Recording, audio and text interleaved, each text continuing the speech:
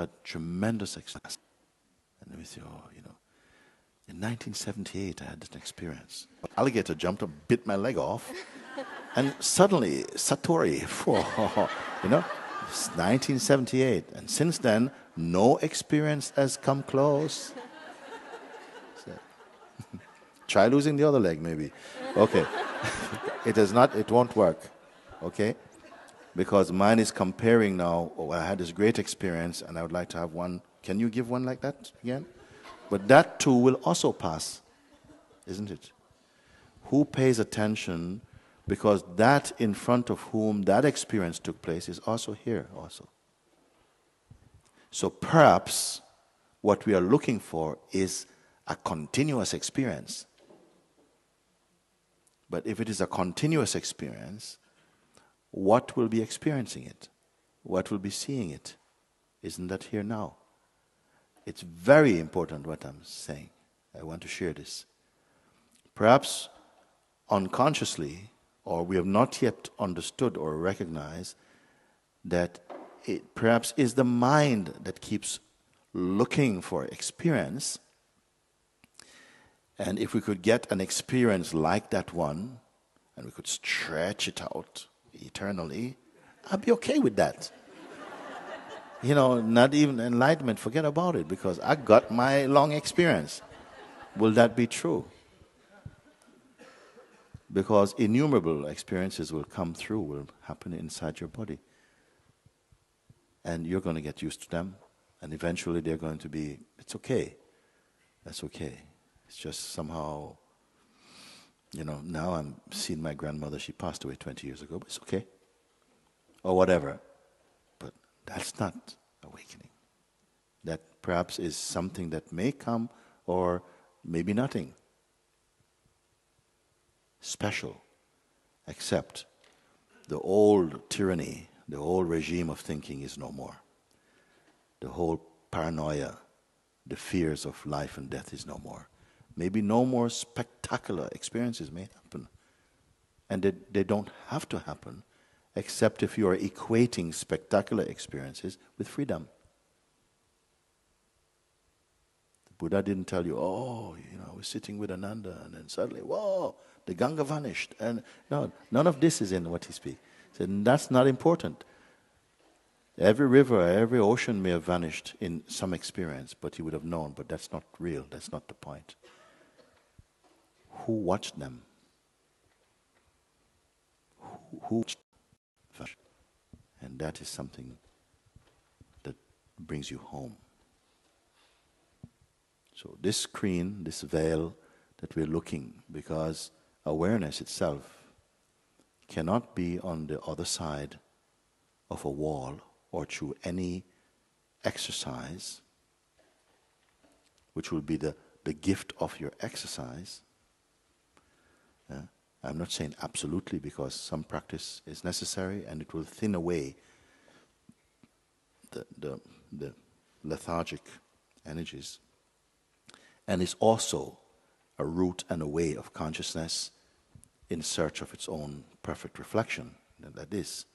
But generally I can say that awareness cannot be the outcome of some exercise, because the awareness is already present, in which the attempt to find it is watched. Don't worry, if that didn't drop in, it's okay.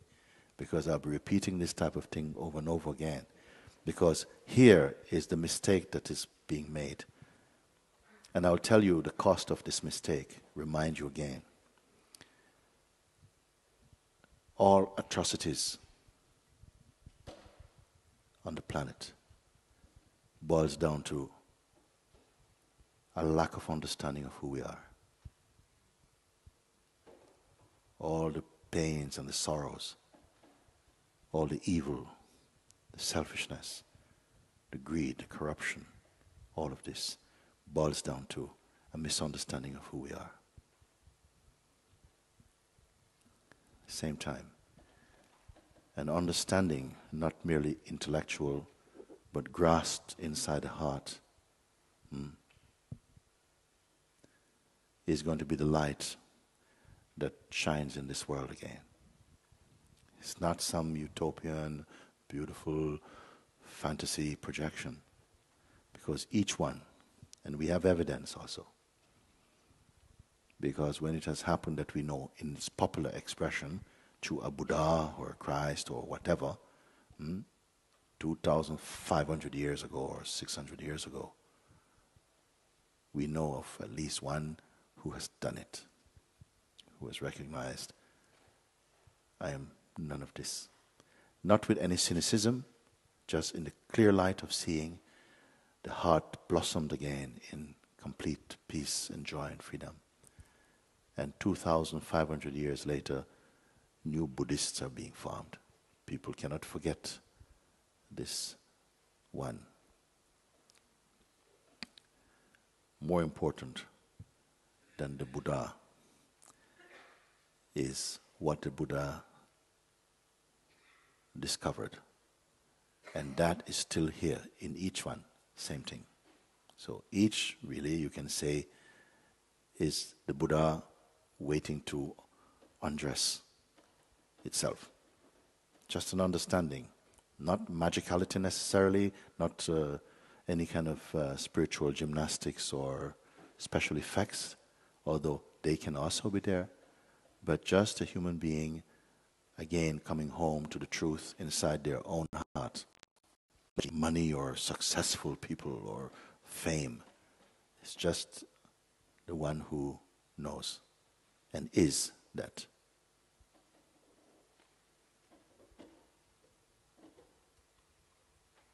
Satsang is for this.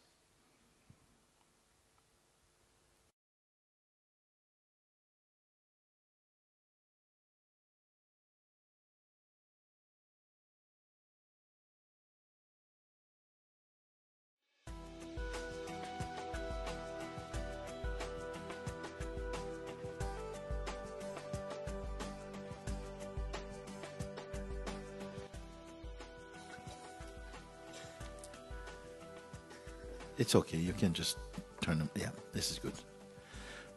Hi, Mooji. Hi, darling. I can't believe I'm doing it. Because each time I wanted to approach with this huge fear. Yeah. What was my question? A few months ago, I realized after hearing your videos and contemplating, I realized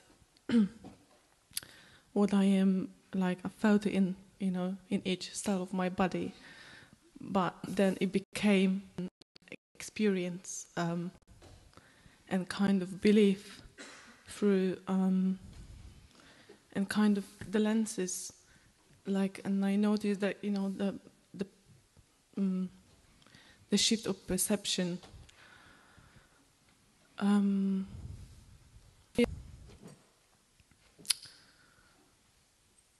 Like I'm not living a real world, like I'm not real, like I don't know how to even describe it.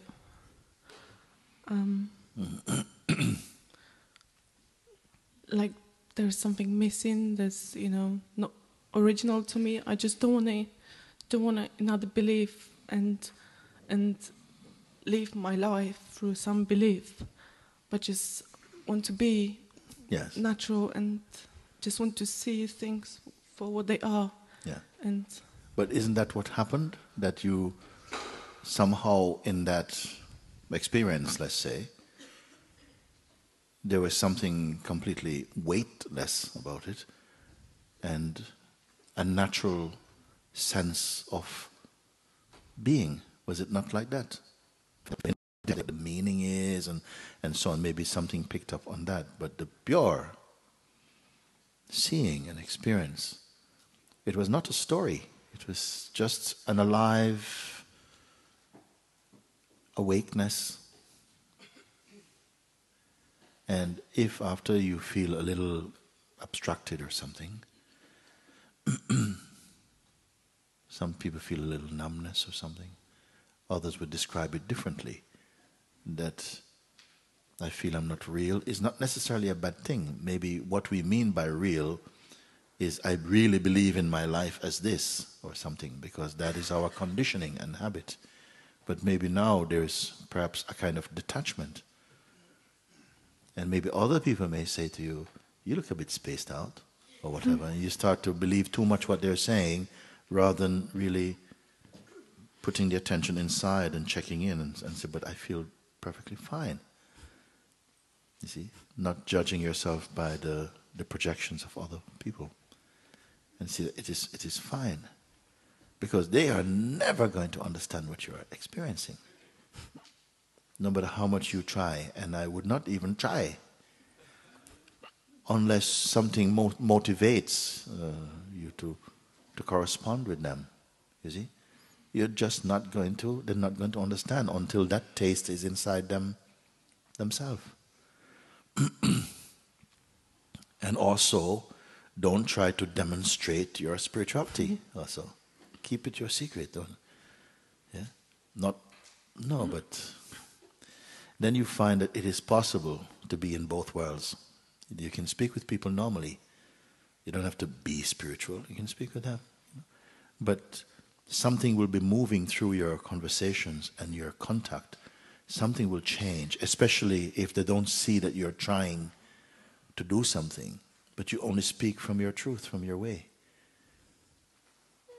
And initially, although there's greater peace, even in your face, in your countenance, the mind, which is still immersed in conditioning, doesn't see that at first. It sees more threat. That you're not the one I have in here of you. You're not matching up to my picture of you. So something is wrong with you. You see, you have to be strong, and you're growing strong just by staying still. There comes a point when even if the whole world together came with one voice and looked at you and went, no.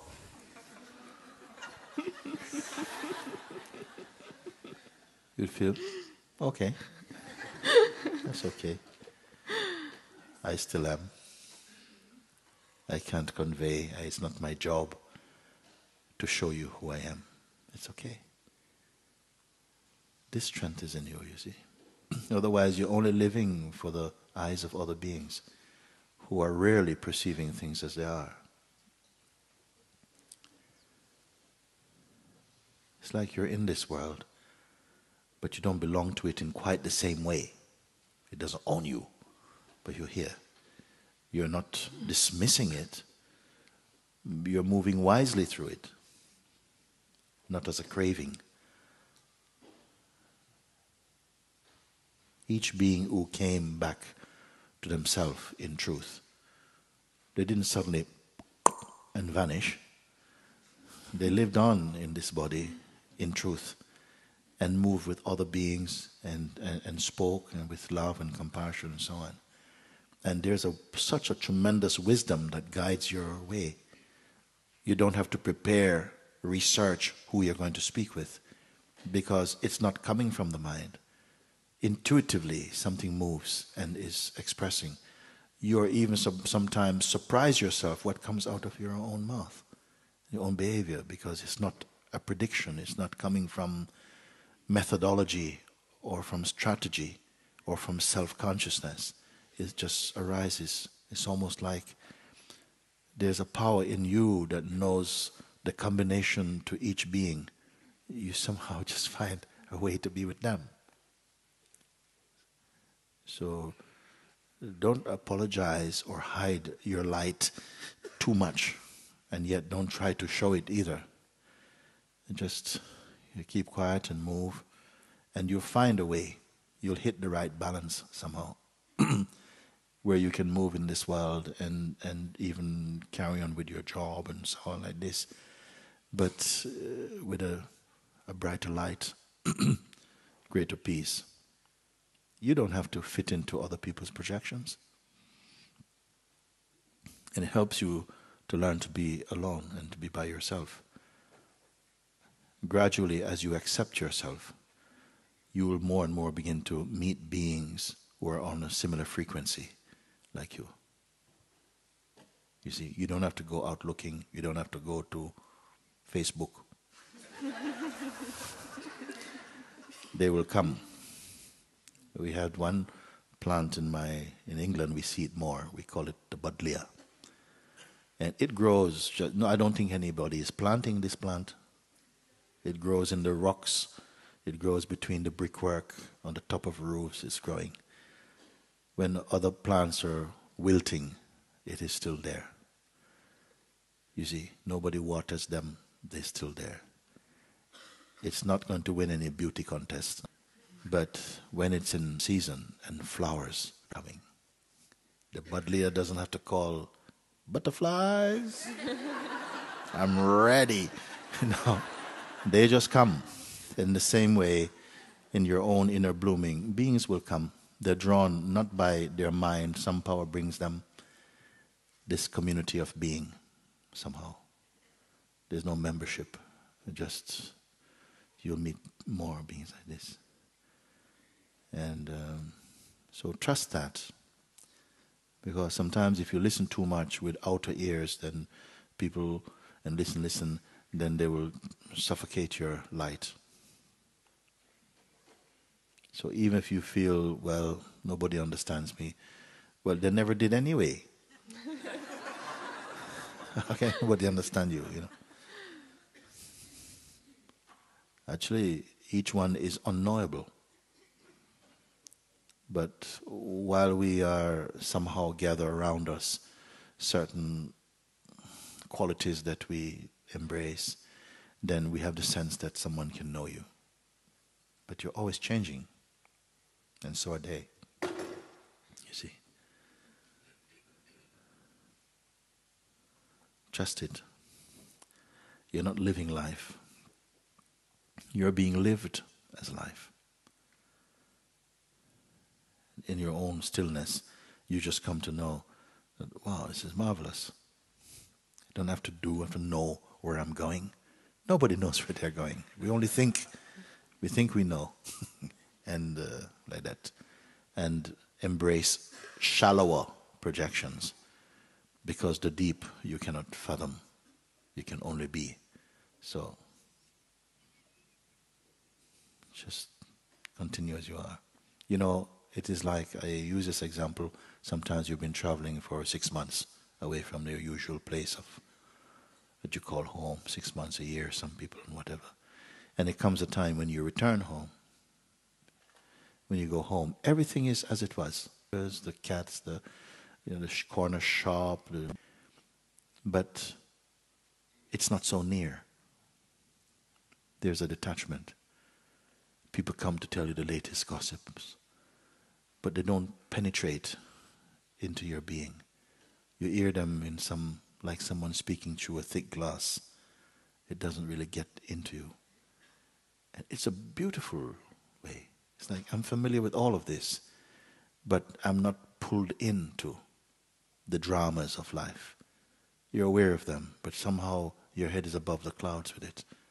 Not in some posh way, just you're not so touched.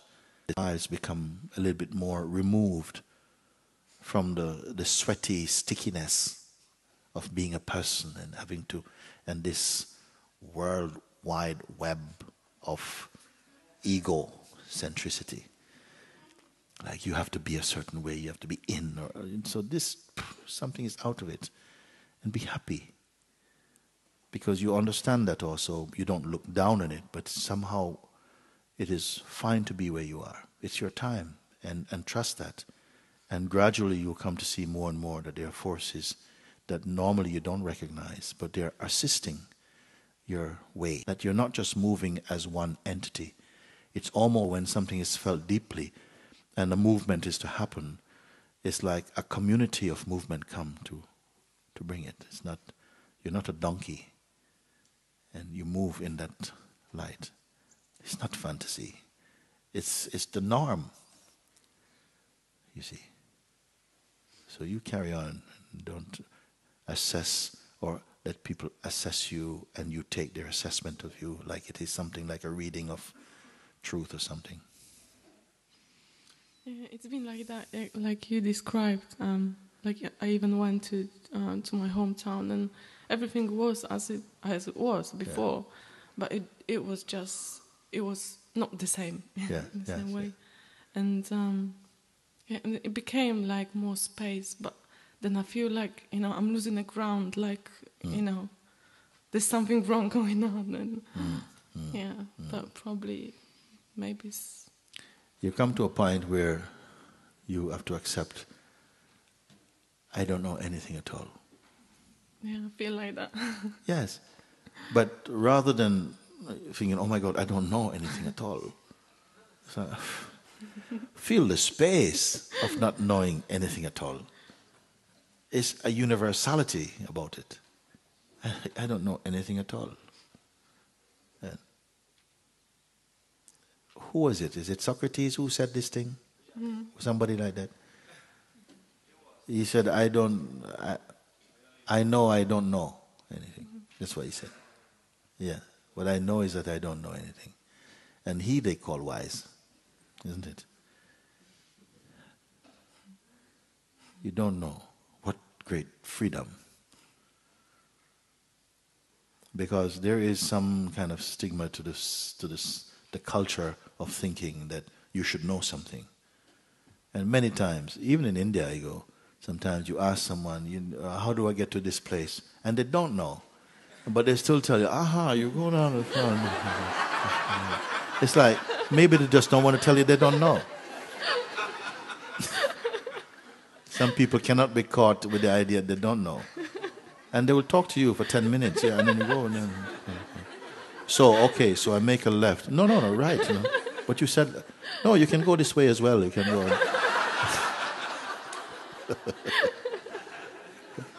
You say, no, sorry, I'm sorry, I don't know this. Okay, thank you. And it's finished. Why you should feel embarrassed and ashamed? I didn't know.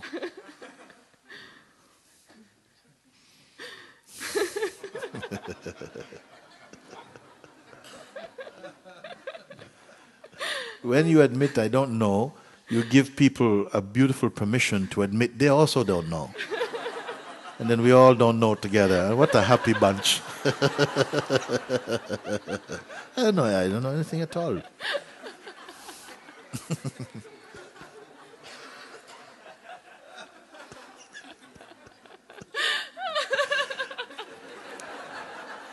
I heard this story. I don't know if it's true, but I think it is true. They say that when in Australia, I heard this, that Captain Cook, I think it was, he was visiting Australia. He was in Australia exploring, And then he had a Aboriginal guide with him. And the guy was showing him around and so on. And he saw this creature going boing, boing, boing. And he goes, what is that? And the guide says, kangaroo, which means, I don't know. So Captain Cook, kangaroo. There are some Australians here. Have you heard of this one?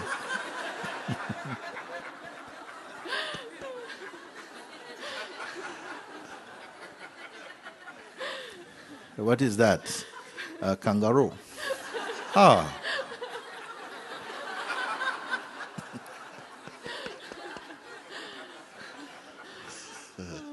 Mooji, I love your talks. I love your talks. I love your talks. My talk. Talks is such a word. No. Very good. Thank you. Thank you, my love.